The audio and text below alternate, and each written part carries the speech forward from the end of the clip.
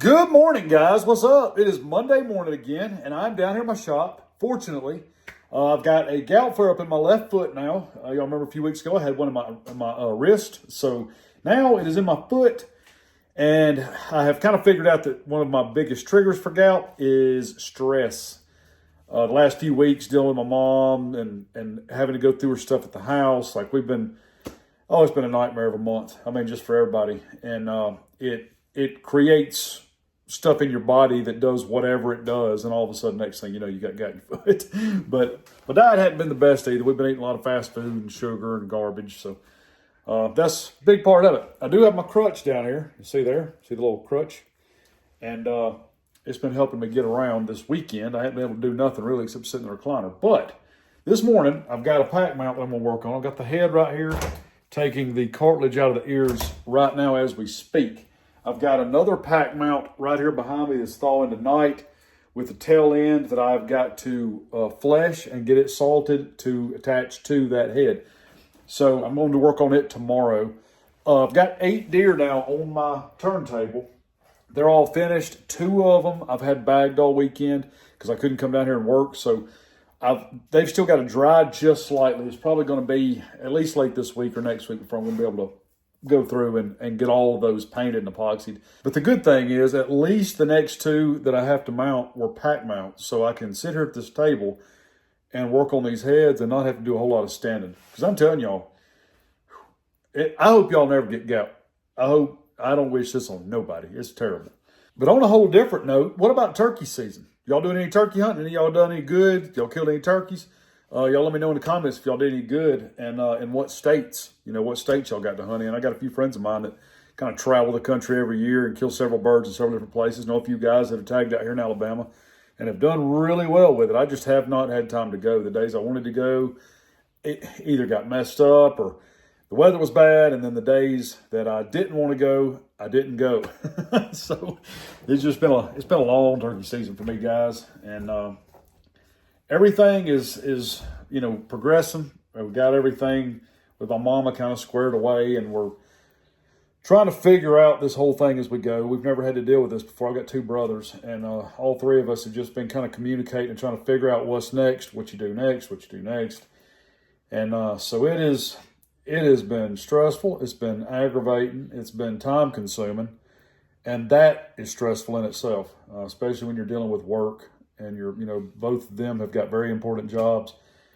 And then I have got my own business here. So, I don't have any employees. It'd be great if I did, but y'all know how it is. If you do it in taxidermy, you can't just pay somebody to do taxidermy. It's not what everybody thinks it is. You can't just come in here and say, here, you do this job, and that'll get me going. Like every job in here is fairly specific, takes a fairly good amount of hand-eye coordination, a little bit of brains, like some technique, some artistic ability here or there. Like it's not easy to do well. Let me put it that way. Taxidermy is easy to do, but it's not easy to do well. And I'm super picky about what I put out as far as what people expect me to put out. I'm not as good a taxidermist as a lot of folks, but I charge accordingly based on what I feel like my skill level is, and I want people to get what they're paying for. So you can't just, give somebody $50 and say, here, flesh this cape out for me, because you're going to have 400 holes in it. That's just the way it is. But that's all right. It's not super late in the year yet. And hey, I made it down here. As long as I got my trusty crutch with me, then we'll hobble down here and we will work. I'm going to work, period. So, got to get this foot healed up too, because here in about 3 weeks, we're going to Venice, Louisiana, and go tuna fishing. And I need this pain to go away. It is unbearable. But I'm going to get working on this head, and we will see y'all here in just a little bit. All right, well, we did get this guy taken care of. Look at there. Got him roughed in, got my rope ready, about to hang him up here from this board to let him dry. I like to hang them up where they're level so that, number one, the ears don't move because I've got them kind of drooping a little bit. Also, don't want the skin from the bottom of the neck to dry sideways. It needs to dry nice and flat, straight, so that when you put it on that pack frame, it will sit flush. I guess that's the first deer that I've ever mounted the entire time sitting down. It'd be a whole lot harder to do on a shoulder mount, obviously. I have to find out just how hard it is if this leg don't start feeling better. But I guess that is the first time I've ever done one sitting down. It's actually not too bad on a pack kid, because as long as you got like all my junk I use, I've got on that little toolbox. I just roll it over here beside me. So I can just sit right here in this chair and do what I need to do. I got my water behind me. Brought me a towel over here to dry my hands on. So it worked out pretty good. But anyway, guys, I guess we'll see y'all here on the next one. Good morning, guys. Today's Tuesday, and we're going to get started on the pack mount for today. I've got this head right here. I run a dehumidifier last night, and the hair on it now is completely dry. Eyes and all have dried up nicely. It's getting ready to go. Cape down here is drying, and I got a little old tail over here. Kathy Perry, Mr. Michael Perry's wife, keeps the tails off of her deer. And I don't know if y'all have ever seen the purses that she makes that are all hand stitched, but they are absolutely incredible. My wife Christy has got actually 3 of them, and they are nice. I mean, they're done right, and they're actually really cheap for what you're getting. So if y'all ever need a purse, your wife needs a purse, y'all need a purse, if you're ladies that are watching, contact Michael Perry or Kathy Perry on Facebook or on 18 Outdoors on YouTube. And y'all look at some of the purses that she makes. Absolutely beautiful. I got that tail right there tanned up for us, so we're going to take that to them probably next week. And I'm going to get started for the day. See if I can't get this stuff done. As y'all can see, I'm moving around a little bit today. My foot has eased up. It still hurts pretty bad, but I can stand on it now occasionally. So maybe that'll help us get done a little quicker today than yesterday. But anyhow, guys, we're going to get this thing going. I've got something that I would like y'all's opinion on. I'm looking to buy me a boat. It's not going to be today or this week. It's probably going to be more than likely next spring. But I'm wanting a boat that I can hunt out of and that I can fish out of. I'm going to be fishing out of it more than I'll be hunting out of it, more than likely. And I'm not 100% sure exactly what I want. In my mind, what I'm thinking is like something like a bass tracker. But what is y'all's opinion on bass tracker? And are there any boats like that that are better quality, better ride? I'm needing about a 1648. If it's a little wider, that's fine. Don't want any narrower, and don't really want one any shorter. Also, it has got to have a 25 horse motor on it, because some of our local lakes here, the motor restriction is a 25. I don't care anything about going fast. I'm not going to be racing anybody to no fishing holes or nothing like that.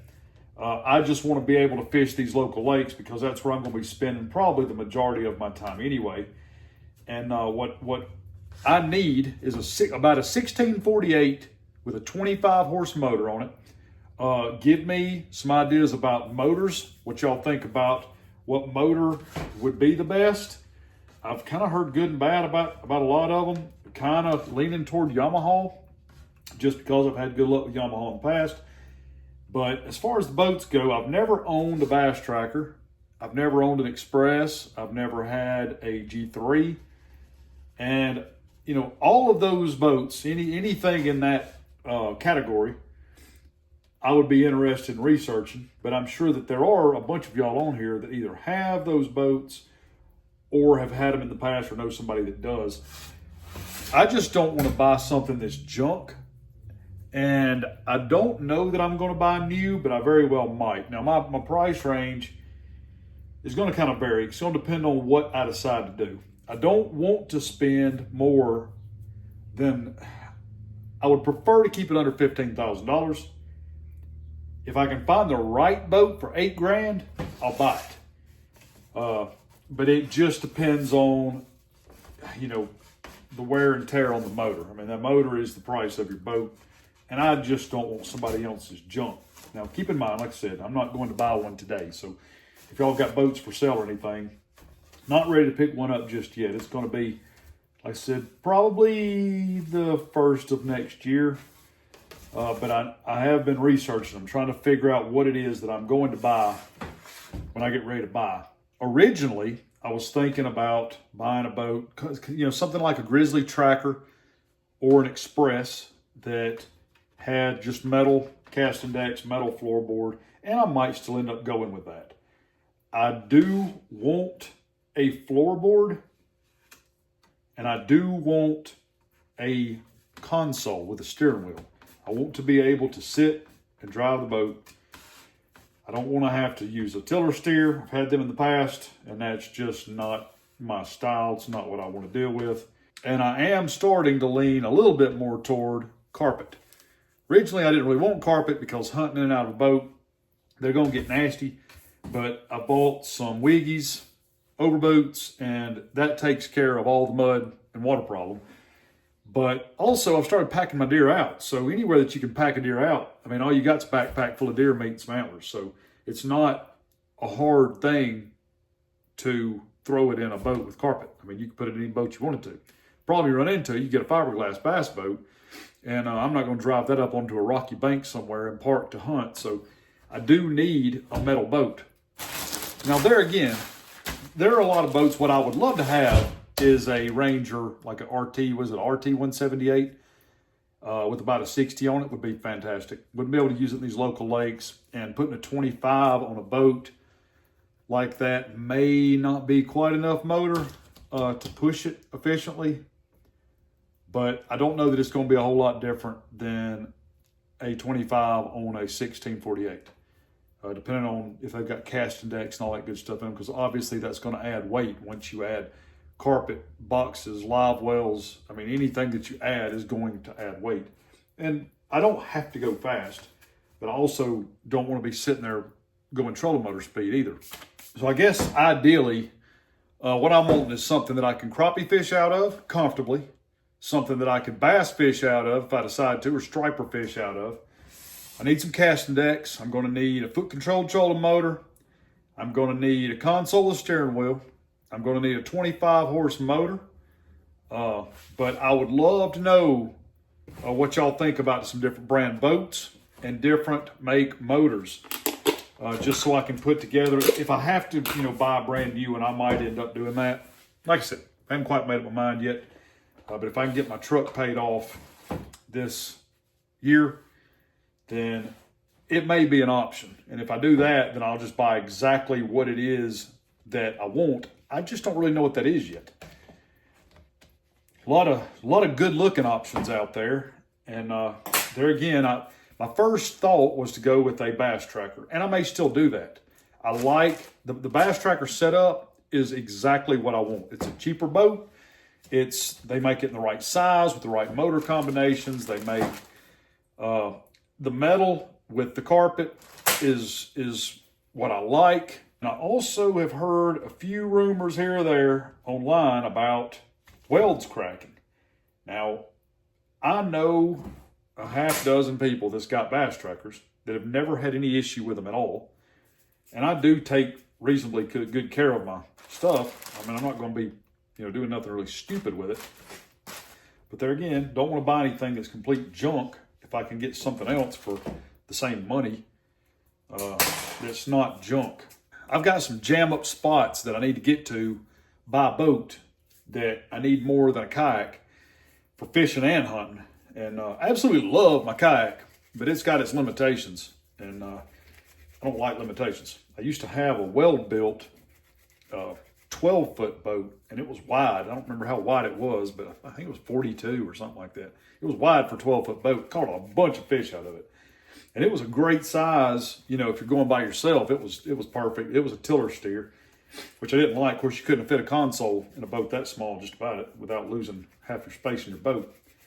I really did like that boat. Well Built is another one that kind of been looking at. They just, I don't know, they're a little bit higher, a little bit more expensive, and I'm sure there's reasons for that. But y'all's input would be very invaluable to me.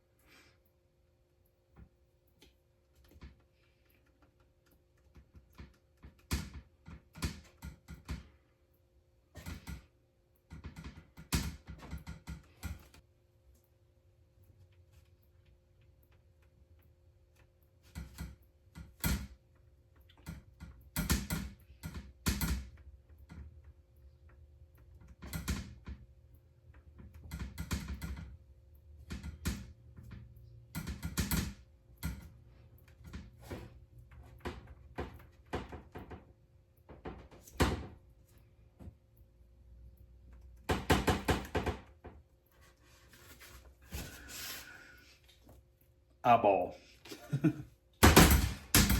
Show y'all something right quick on these pack mounts. When you go to glue these things up, put your glue on the front of this nose first. Get your nostrils glued, mouth, all that stuff. And then as you pull that skin on there, go ahead and tuck your mouth and your nostrils. Now they're going to get a little bit messed up as you're working on this. You'll have to go back and kind of fix them. But if you'll go ahead and work from the front down, you won't have glue all over yourself and all over the table and all over your skin. There's not really just an easy way to do this, but you can make it a whole lot easier on yourself by sort of doing this in stages. That right there is about all the glue that I will start out with. Put up at the top of the head there. And once I get the cape on here, see, now you're going to have to work this down into this cape like that. But you can go ahead and put the nose on. I've still got to trim the skin here for the mouth. Get everything lined up here. And now I can go ahead and tuck all of this, and you don't have glue all over this. You know, just when you get that glue all over the whole head, that's how I've done it in the past, you will get glue everywhere. As it starts making contact with that cape, the cape's damp. So as your glue starts to mix with that dampness, it gets watery. It starts dripping out on the table. You will have that mess everywhere. It'll go all over the hair, everything else. But, you know, like this, all you've got is this right here to work with. You can go ahead and get all that in place. You go ahead and get all your tucking done. And then just peel that down. You can start working around the eyes. Then you can go ahead and add your glue up here, start working around your stitches. And never have to worry about having this giant handful or table full of hide paste. We're thinking about this next spring going over to Grenada Lake in Mississippi and doing some crappie fishing. Never been over there before. I fished in Mississippi, but not at Grenada. And really kind of gotten into this crappie fishing thing. It's a lot of fun. It's a lot harder than bass fishing, which is what I like about it. Actually takes a little bit of strategy and sort of knowing what you're doing, knowing what you're looking for. And they're not really easy to find. They move around a lot. And you actually have to think to try and catch them. You ain't just out there chunking a bunch of lures. But my gosh, they taste good. Oh my gosh, I love eating them. You know, until I'm starting to get a little bit older, because when I was younger, I was big into shark fishing from the beach. I was big into bass fishing, big into catching big catfish and stuff. Now, I like catching the fish that tastes good. I like fishing for food. Old bluegill and crappie, pompano, and trout. They're fun to catch too. And even though it's a little bit harder to catch some of those, it's also a little bit more easier to fish. It's a little more relaxing. Ain't much work involved. Some days, that's exactly what I want. Now, other times, like a few weeks we go to Venice, Louisiana, and hook up some big tuna. A little more work involved in that, but I take it in doses. Depends on what I feel like that week. You see there? Now we got a mouth and a nose. Ain't got glue on nothing anywhere else. So now we're going to stand this up here and get a little bit of glue around these eyes and get them tucked.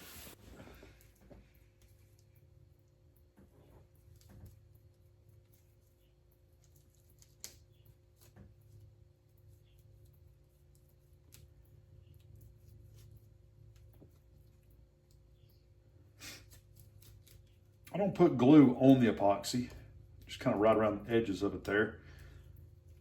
but I'll take water and rub it on the epoxy and get it kind of sticky. And that epoxy will adhere to that cape just as well, if not better, than this hide paste.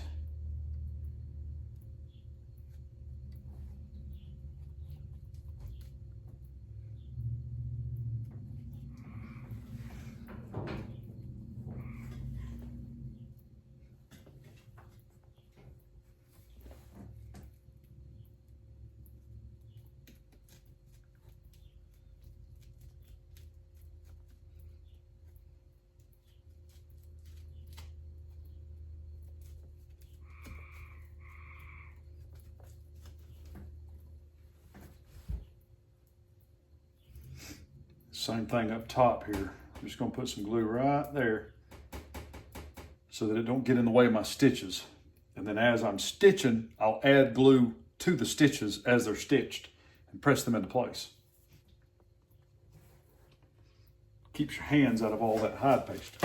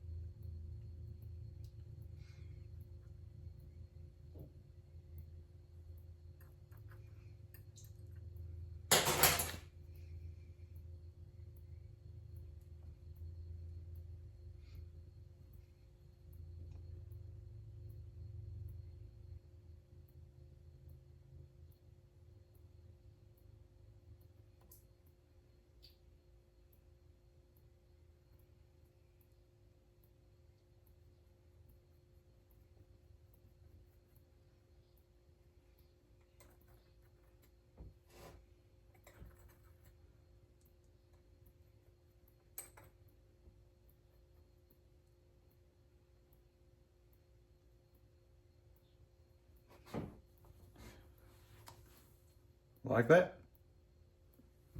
You know, I'd said something the other day about needing to lose some weight. So I've kind of put myself on a little bit of a diet, or actually a lot of a diet. And, you know, being a heart patient, I probably need to be a little bit more mindful of what I eat. When you get healthy, you kind of forget about what you need to be doing.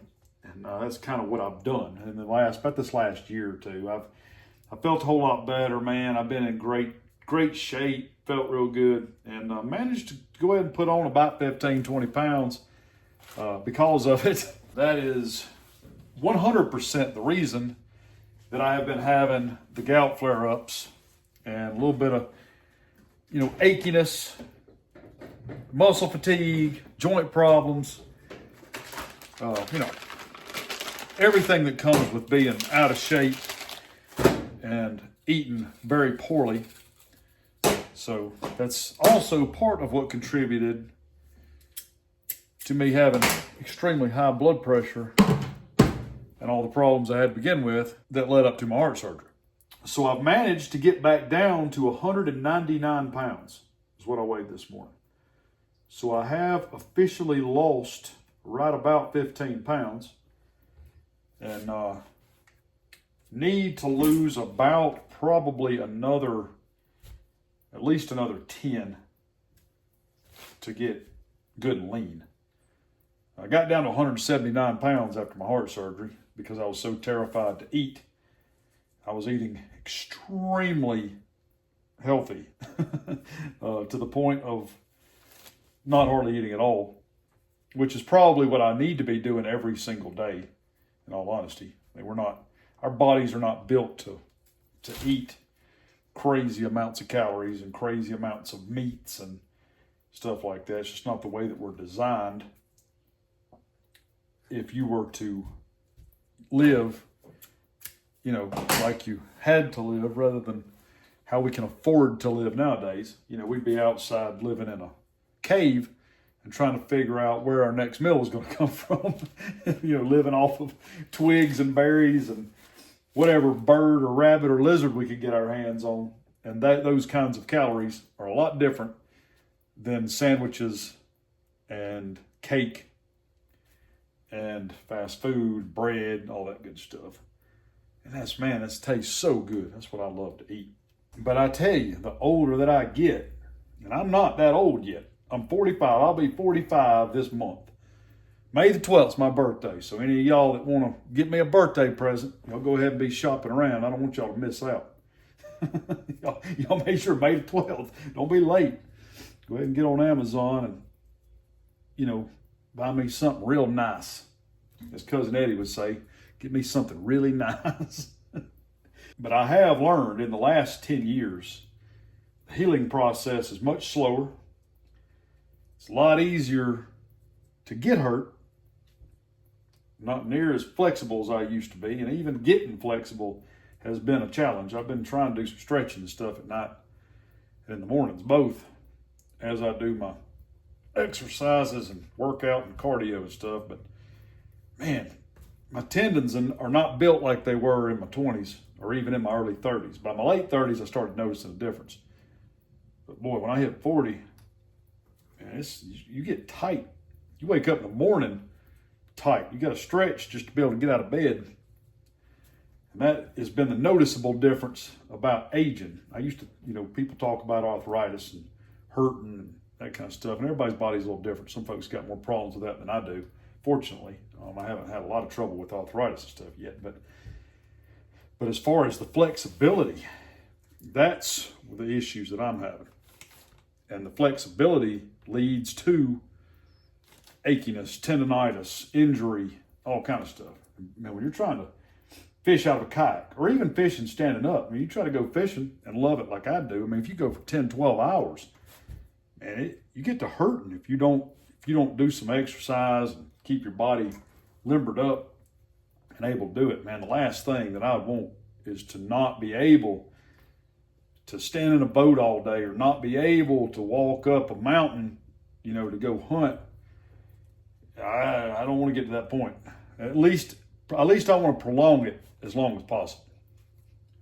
So that's my entire intention here. My shirt's even getting a little big. Y'all notice this thing? Big old, look at that. See there? Lose a little bit of weight. Put on a little bit of, get my old muscle back a little bit. But I'm starting to shrink down. I'm telling you, I got about fat.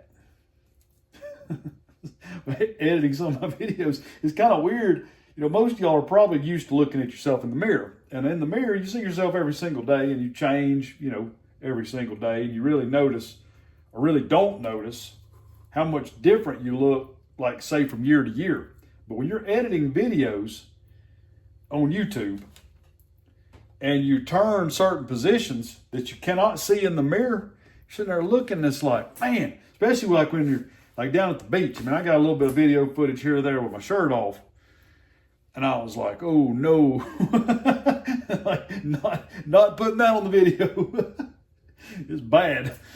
But also, you're able to look back at past videos. There's a lot of times, me and my buddies would be sitting around talking about, it's kind of like going to Venice. You start looking back at last year's video when we went to Venice, and it's like, man, like I was actually like probably 10 pounds lighter there, in a whole lot better condition, and wasn't in great condition then. Look back 3 years ago at my videos, and now don't get me wrong, the videos are horrible. The quality is terrible. I'm terrible on camera, still not great on camera, but I was terrible. Like my videos back then are excruciating. I can't even watch them hardly. Like it's painful to watch. Some of them may be informative, but it is just painful. It's terrible. But some of them I look fantastic. That's back when I was down in the 180s, and exercising every single day. Man, I was fit, felt good. It makes a big difference on your hips, legs, knees, and stuff, and standing, sitting, everything. When you lose that extra 20 pounds, man, it's amazing the difference you feel getting the weight off of yourself. It's crazy.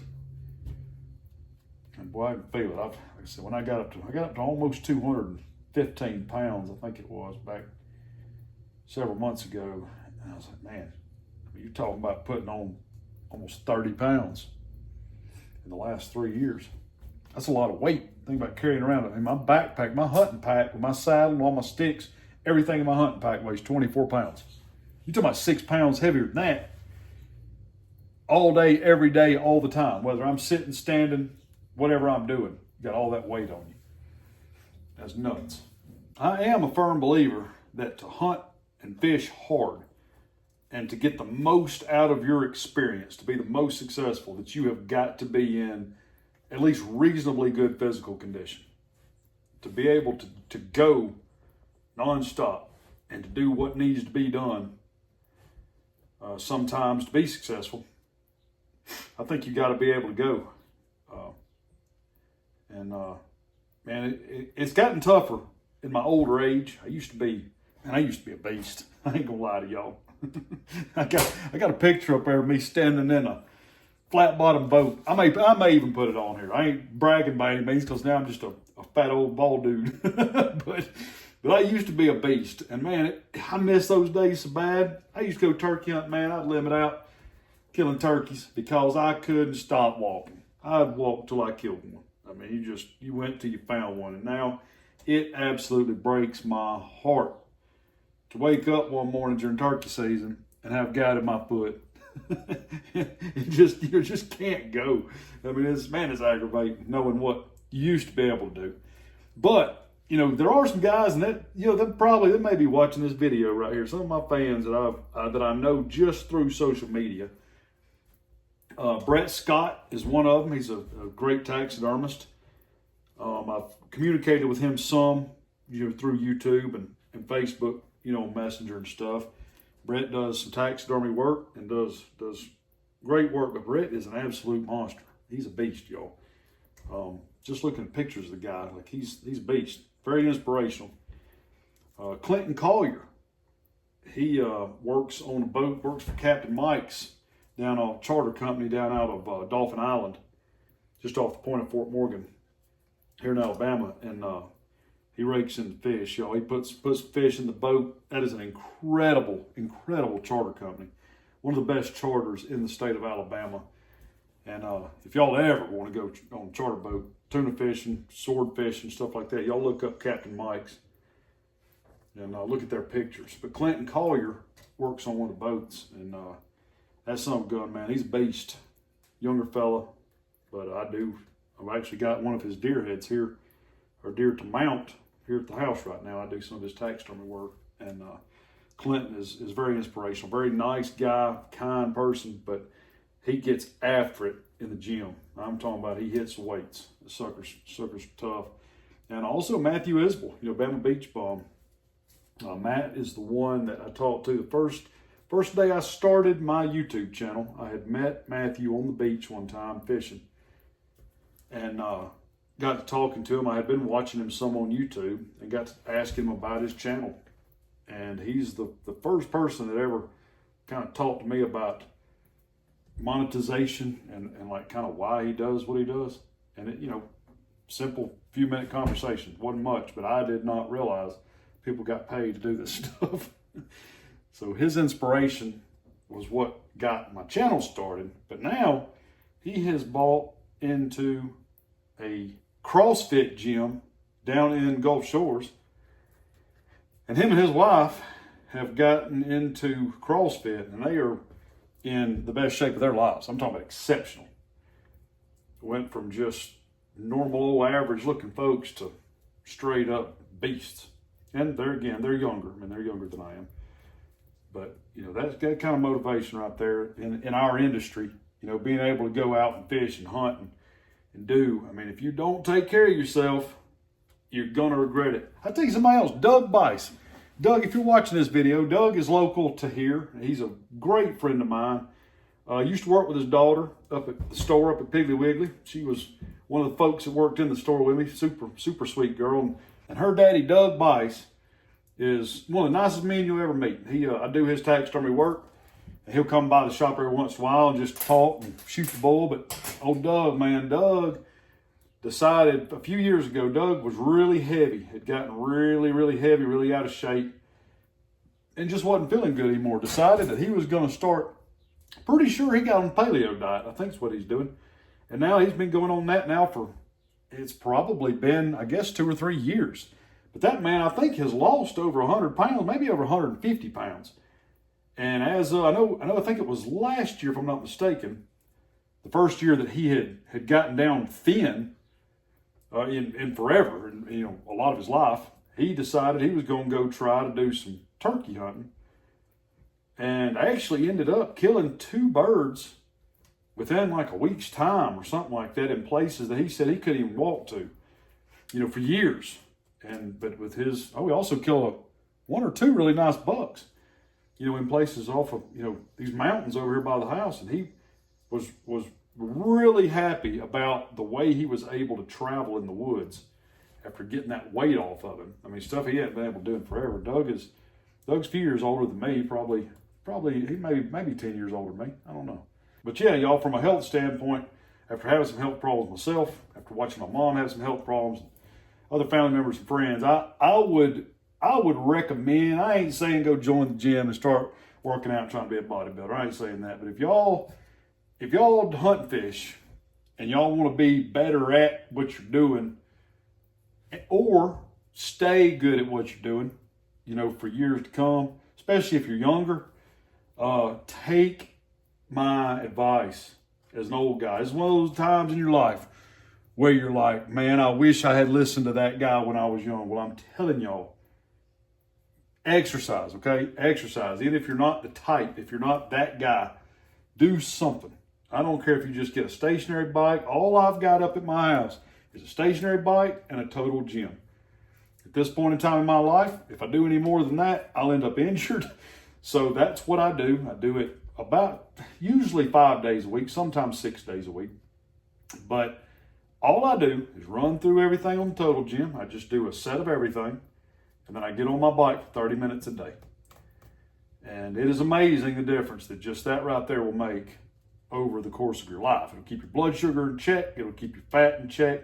It'll keep all your tendons and ligaments and your muscles tight to help support your skeletal structure. You won't have as much problem, walking, healing, everything else.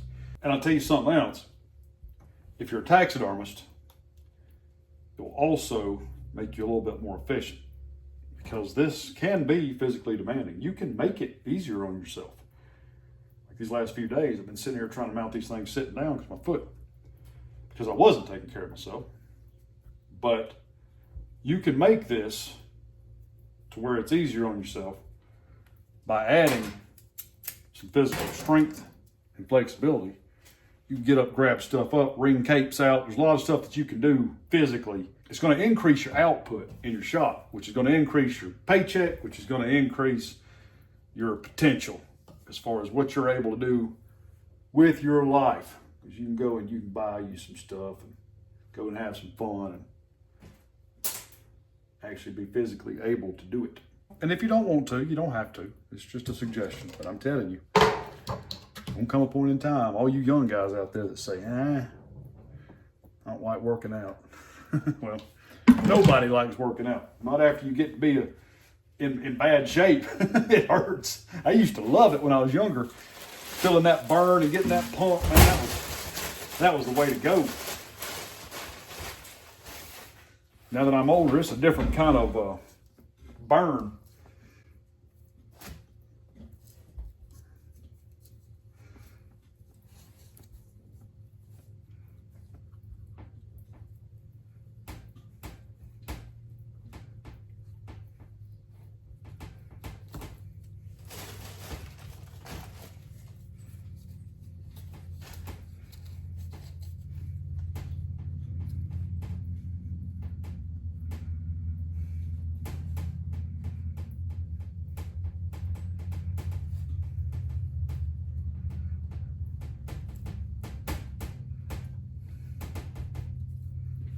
Well, we got that head right there put together. So now it's time to go and eat lunch. I think when we get done with lunch, if I feel like doing it, I'm going to come back down here. I've got a deer rear end right there with a tail that I've got to attach to his cape to make a pack mount. So I really need to get that thing fleshed and salted. Go ahead and get him in a pickle so that when all this is done, I can put him together. So that's going to be the plan for after lunch. We'll come back down here. We're going to take care of that. Hey, what's going on, guys? Today is Sunday, and it is Mother's Day Sunday. So happy Mother's Day to all y'all mothers out there. And if you're not a mother, make sure you tell your mother happy Mother's Day if she's still around. Definitely missing mine today, but, you know, she's in a better place. So happy Mother's Day in heaven, Mama. Today, what I've got to do, I got to get some hides out to get them tanning. This past couple of weeks has been extremely busy. I've been trying to get some stuff caught up from the previous month or so, and just can't hardly stand it. I mean, it's driving me crazy, and I can't get there. Like, I can't get caught back up, and probably won't get caught back up, but to a point. But I'm doing the best I can. So today I'm going to get out 4 capes to set out for tomorrow, and go ahead and see if I can't get some hides going. We got to go down to my mama's again this week. Got to start getting the house cleaned out and stuff. So we're really busy with that. Going to probably be working on that in the evenings, afternoons, evenings, nights, because I've got to do some work in here during the mornings and during the daytime. So I'm going to try to get 12 capes salted this week. If I can, like Monday, Tuesday, Wednesday, hopefully, if I can get 4 done a day, get them in that pickle, and get those capes going to where I can get some deer mounted the following week. That's what I'm shooting for. Like I said, I'm already behind. I mean, it's mid-May, and I need to. I try to do 15 deer a month, and right now I'm averaging about 8. So it's like I said, it's getting a little bit aggravating, but there's nothing I can do about it. So I'm just going to talk about it and vent to y'all, because this is the life of a taxidermist. But anyway, let me get these capes out of here. I'm gonna get them pickling this week, and we're going to end this video right here for the week, and we will be back at it tomorrow.